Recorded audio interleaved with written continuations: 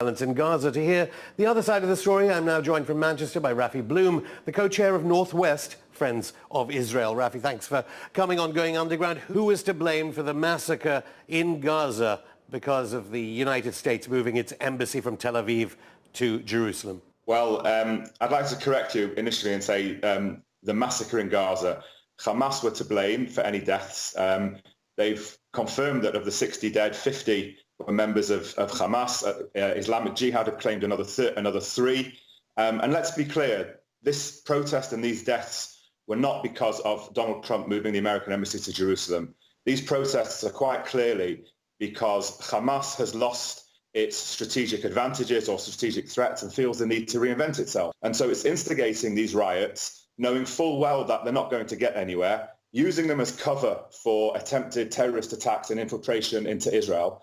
And so if anybody is to blame for any of the deaths, it's clearly Hamas who sends civilians to a sovereign border fence when they know the dangers. Of course, the international community does not accept that it is a border fence because it is in violation of UN resolutions. Would you, though, support an inquiry to vindicate what you just said there? To answer your first point first, actually the border with Gaza and Israel is the international armistice line. There is no debate. Yes, it's an armistice line, not a border.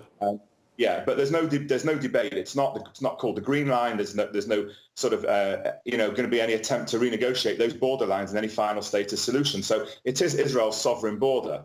In terms of an inquiry, I believe that the IDF has done all it can to mitigate as many sort of injuries and casualties as possible. I think it has clear rules of engagement. It issued clear rules of engagement. And I think that we've seen that Hamas have used these riots as an attempt to infiltrate. We've seen videos of people actually getting onto the other side with knives, with meat cleavers, with weapons, shouting "Kaiba, Kaiba." Don't you think an inquiry would vindicate your position, and that is, after all, the position of the Israeli government? Why not? I mean, when someone is shot dead in London at a demonstration, there'd be an inquiry.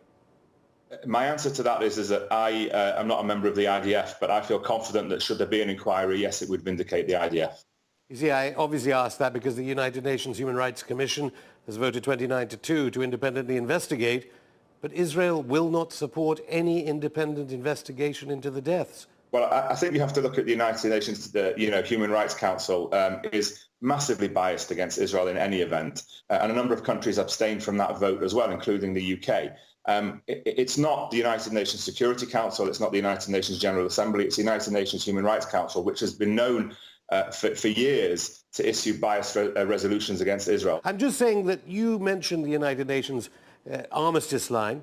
Isn't there a problem here with Israel continually opposing UN institutions? Because when is Israel going to abide by United Nations Security Council resolutions? Well, it's interesting you say that because, of course, United Nations Resolution 242 doesn't state or doesn't call for a withdrawal completely from any occupied territories. It calls for a withdrawal to 1967 borders. It calls for a withdrawal from occupied territories in return for peace and security. So when you quote United Nations resolutions, you have to apply it to both sides. The United Nations Resolution 242 was very, very clear. Withdraw from occupied territory in return for peace and security. Israel does not have peace and security. When its neighboring Arab countries and the Palestinians offer it peace and security, why not focus on them? Why not say to them, well, why aren't you abiding by United Nations Resolution 242 and offering Israel peace and security? It's a two-way street. This resolution was not one way. This resolution was two-way. There's no conditionality, according to the international community, and there's certainly no conditionality on the status of Jerusalem. UN Security Council 2334 in December of 2016, as recently as that. So why is Israel celebrating the breaking of that resolution? Well, when you say Jerusalem, I mean, let's be clear. Jerusalem was the capital of Israel in 1948, 49.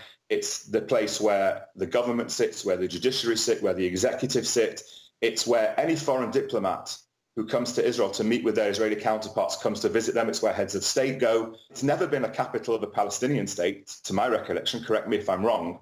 And so therefore Jerusalem is the capital of the Jewish people. It's been historically the capital of the Jewish people for millennia. But the UN resolution says that settlements in East Jerusalem are a flagrant violation of international law. United Nations resolution says that. Obviously, I don't believe that Israel, that any part of Jerusalem is not part of Israel. Let me tell you something. I was in Israel 3 weeks ago. I spent a day in the West Bank. I spent a day with many East Jerusalemites. And they said to me very, very clearly, they would rather remain under Israeli sovereignty and become citizens of Israel than live under Palestinian Authority rule.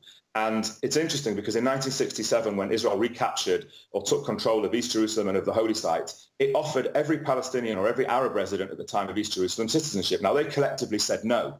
But at the end of the day, those citizens, those residents of East Jerusalem, benefit from all the benefits that you get from living in Israel. And they've said to me very clearly, I've heard it with my own ears, that they would rather remain under Israeli sovereignty than be part of the Palestinian Authority. Just finally, I don't know what you thought of the media coverage of what's been happening near that buffer zone between the armistice line, but Britain's NATO ally, Turkey, has compared Jews to Nazis in their treatment of Palestinians.